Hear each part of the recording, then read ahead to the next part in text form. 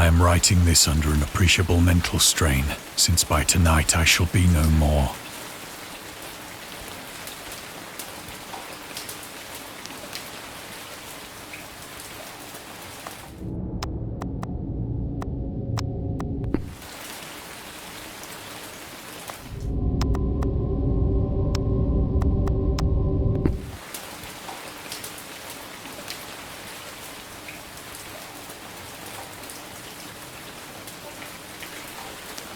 Penniless, and at the end of my supply of the drug which alone makes life endurable, I can bear the torture no longer, and shall cast myself from this garret window into the squalid street below. Do not think from my slavery to morphine that I am a weakling or a degenerate. When you have read these hastily scrawled pages, you may guess, though never fully realize, why it is that I must have forgetfulness or death.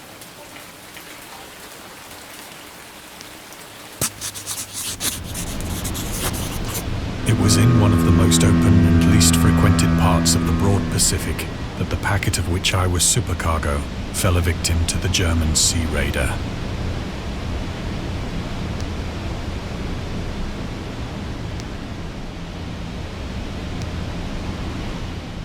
The Great War was then at its very beginning, and the ocean forces of the Hun had not completely sunk to their later degradation, so that our vessel was made a legitimate prize, whilst we of her crew were treated with all the fairness and consideration due us as naval prisoners.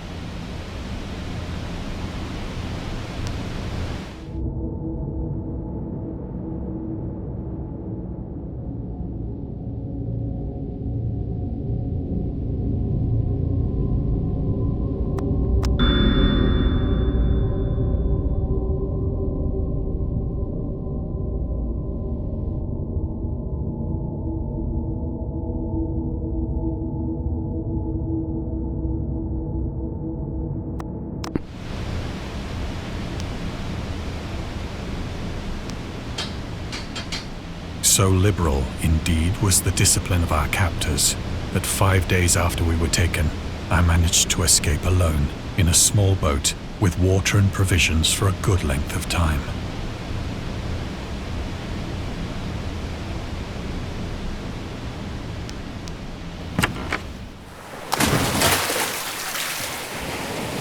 When I finally found myself adrift and free, I had but little idea of my surroundings.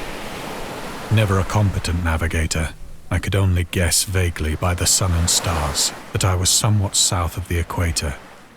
Of the longitude, I knew nothing, and no island or coastline was in sight.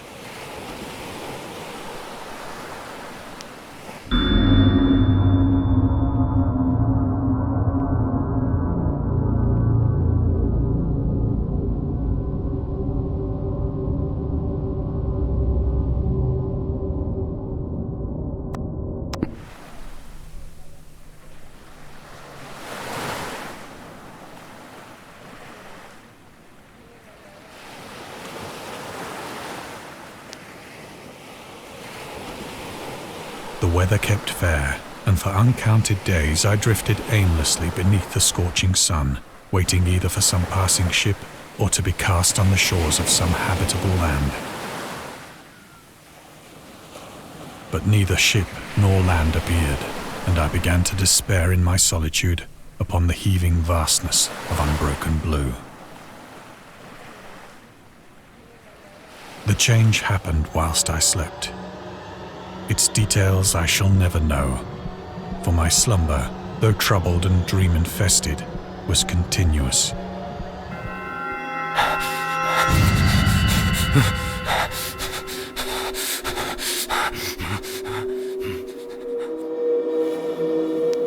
When at last I awoke, it was to discover myself half sucked into a slimy expanse of hellish black mire, which extended about me in monotonous undulations as far as I could see, and in which my boat lay grounded some distance away. Though one might well imagine that my first sensation would be of wonder at so prodigious and unexpected a transformation of scenery, I was in reality more horrified than astonished, for there was in the air and in the rotting soil, a sinister quality which chilled me to the very core. The region was putrid with the carcasses of decaying fish and of other, less describable things which I saw protruding from the nasty mud of the unending plain. Perhaps I should not hope to convey in mere words the unutterable hideousness that can dwell in absolute silence and barren immensity. There was nothing within hearing and nothing in sight save a vast reach of black slime. Yet the very completeness of the stillness and the homogeneity of the landscape oppressed me with a nauseating fear. The sun was blazing down from a sky which seemed to me almost black in its cloudless cruelty, as though reflecting the inky marsh beneath my feet.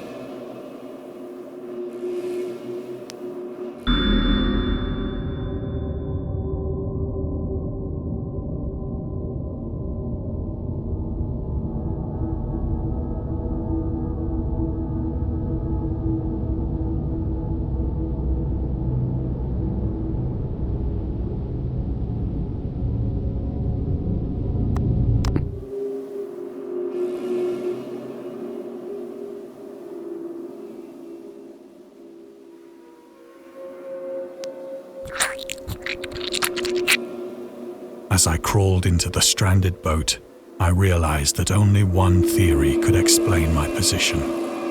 Through some unprecedented volcanic upheaval, a portion of the ocean floor must have been thrown to the surface, exposing regions for which innumerable millions of years had lain hidden under unfathomable watery depths. So great was the extent of the new land which had risen beneath me, that I could not detect the faintest noise of the surging ocean, straining my ears as I might. Nor were there any seafowl to prey upon the dead things.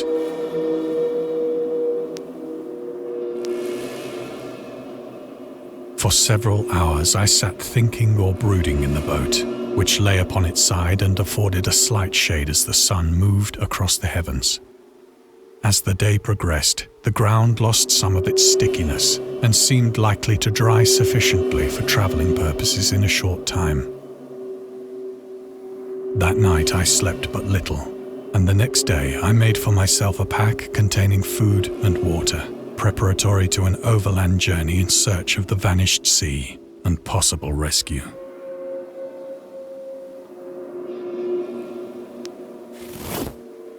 On the third morning, I found the soil dry enough to walk upon with ease. The odor of the fish was maddening, but I was too much concerned with graver things to mind so slight an evil, and set out boldly for an unknown goal.